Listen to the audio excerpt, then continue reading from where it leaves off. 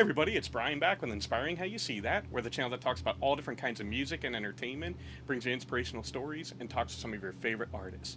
And I have two very special guests today. I have Lindsay and Scooter from Cold. And guys, thank you so much for sharing this time with us. Thank you. We appreciate it. Absolutely. So we're here near Hershey, PA, and you guys are on tour. And we're actually celebrating the 20th year anniversary of Year of the Spider. Yes. So how's tour been going for you guys? It's been really good.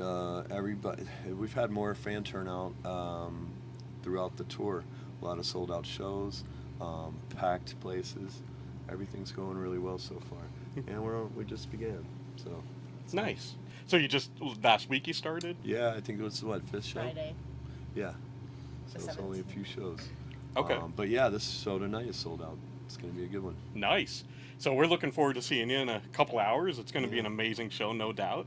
And I wanted to ask you about Year of the Spider. So what was it particularly about that album that you think was so special that still resonates today? I think with that album is when I really started writing. The first two albums, 13 Ways and The Cold, self-titled, it was more, songs are very vague. You could take your own interpretations through them. With the Year of the Spider, I started really writing, like I did when I was younger. I would write very personal songs, things that had happened, that we had learned that happened through our fans, from sharing stories with us throughout the first two albums and touring. And yeah, I think that's when it really started connecting with people. And, Howard Benson's production, it just brought it to another level, man. I'd always been a huge fan of Alice in Chains and harmonies and things like that, and I'd always wanted to really work on those, so me and him developed that throughout that record, and I think that along with the production and the songs, put it up to another level. Sure. Yeah. Now, you had mentioned, you went on some tough times that you've gone through and some other things that and I noticed that in a lot of your music, you kind of take up some really painful, difficult subjects. Yeah. Is it therapeutic for you guys to write through that and present it musically? I think so. I know we've done interviews with people, and they're like, "Oh, here comes another Cold record. It's gonna bum me out." Sorry about that. I'm like, yeah, however, it's there. It is there. It helps people. Sure. Me going through those, all the emotions and writing the songs. I remember when we did our first album with Ross Robinson. I was in the studio and I was doing a song called Ugly. And when Ross first heard me play, that's how we got signed off that song. I went over to Fred Durst's house, and Fred goes, "I got this kid who writes crazy, sad songs. You got to come see him. He's got to come play for you." So I went over there, and I played the song for him, and about halfway through the song, I think I got past the chorus, Ross was like, "All right, man, you're good, just stop." And I was like, here we go again.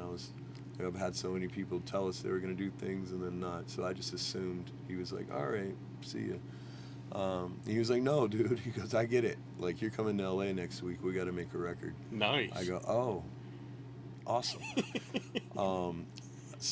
But when I was recording that song in the studio, he came in and stopped me through it.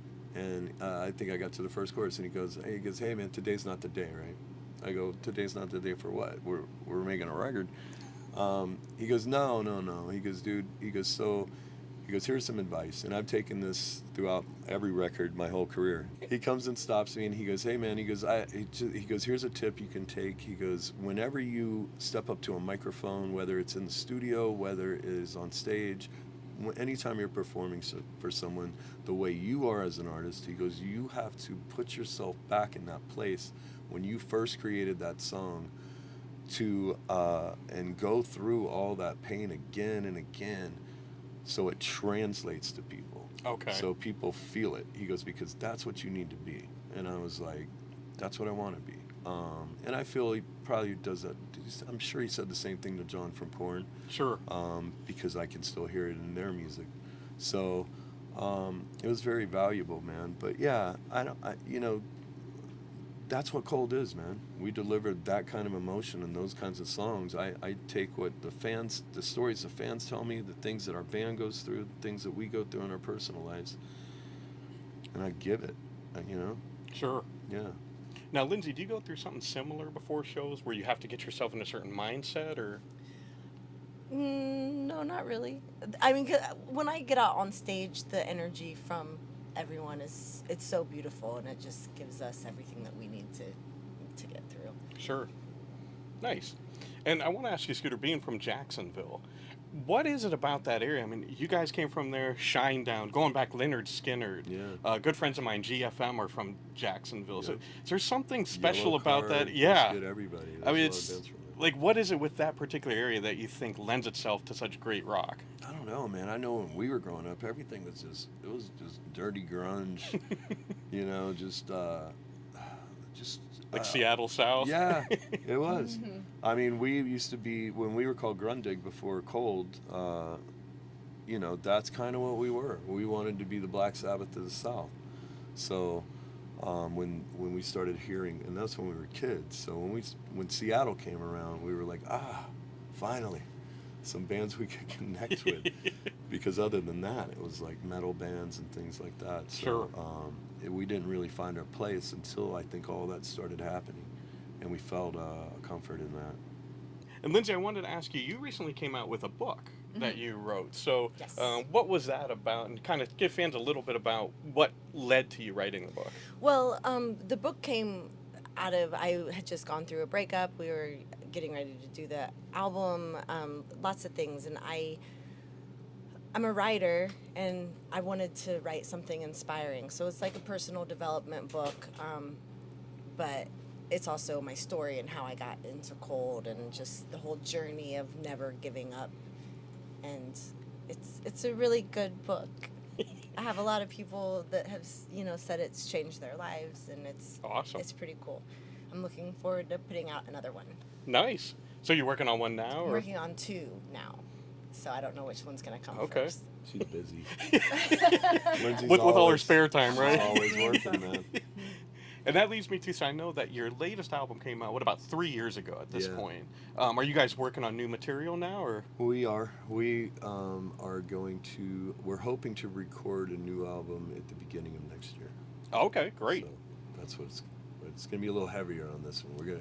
I think I've, the last couple of records been very emotional, slower type of songs and things like that. But, it's because I write what I feel, and I need to that's what happens. Sure. Maturity, all the song growth and stuff like that. However, I think we're going to go back to our heavier roots on this next album. Okay. Yeah. And then the song Stupid Girl, when I look now, is your most viewed video on YouTube. Going in when you released that, did you kind of have a sense that would be, your most viewed, your most popular song, or? I had no idea. I had no idea. Yeah, I was doing the song in LA, and we had the music for it. However, it was a little different than other Cold songs, so I couldn't really come up with a vocal melody for it. I was having a really hard time with the whole thing. And then our president of Geffen, Jordan Schur, which was a good friend of ours, he had signed Weezer, and I was a huge Weezer fan. So he had started hanging out with the Rivers, and I was joking around, I think, saying something like, man, it'd be cool to get Rivers on here, and maybe he could help. And he goes, I'll make it happen. I'm going to call him. We'll see what happens. And Rivers was like, yeah. And I think I sent the song, and I was like, I go, man, it's kind of got a Weezer-ish riff in it. He goes, yeah, if Weezer was on acid. You're like, thanks. Yeah, it was still cool. It was Rivers.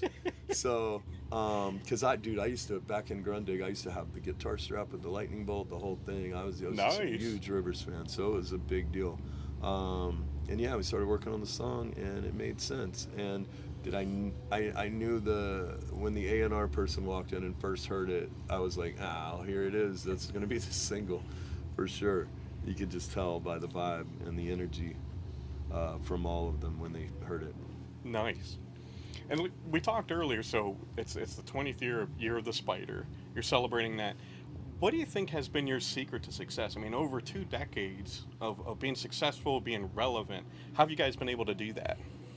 I think just connecting with our fans the way we do, honestly. Mm-hmm. I feel like most at our shows, everyone, they're all familiar faces at this point. And we've never got Cold's never been at the level where it's been, you know, arenas and things like that, to where it's been more personal of a show. Sure. To where we're able to hang out with all our fans, and we call them family because that's what we feel like it is now. It's like just everyone's familiar, and we all share our lives together out here. Nice. You know. Now, on the flip side of that, how do you keep things new and fresh? I've never thought about how I do that. I don't. I Just kind of roll with it? Yeah, just roll with it. Very cool. Yeah. And again, guys, thank you so much. This has been a blessing talking with you guys. Really appreciate it. Is there anything else that you'd like to say to fans before we leave? Well, if this interview's coming out soon, you know, you guys come on out and enjoy the tour with us, the Year of the Spider. It's a beautiful evening. Absolutely. It's emotional. It's very It emotional. is emotional. It's a lot of tears and a lot of singing throughout the whole thing. The whole crowd sings most of the songs with us, and we just have a good time. Nice. It's cool. And we're definitely looking forward to that. So again, thank you so much. This has been awesome. Thanks for having us. Absolutely. It's our honor. And as always, we want to thank you guys for spending this time with us. We love you all. God bless, and rock on.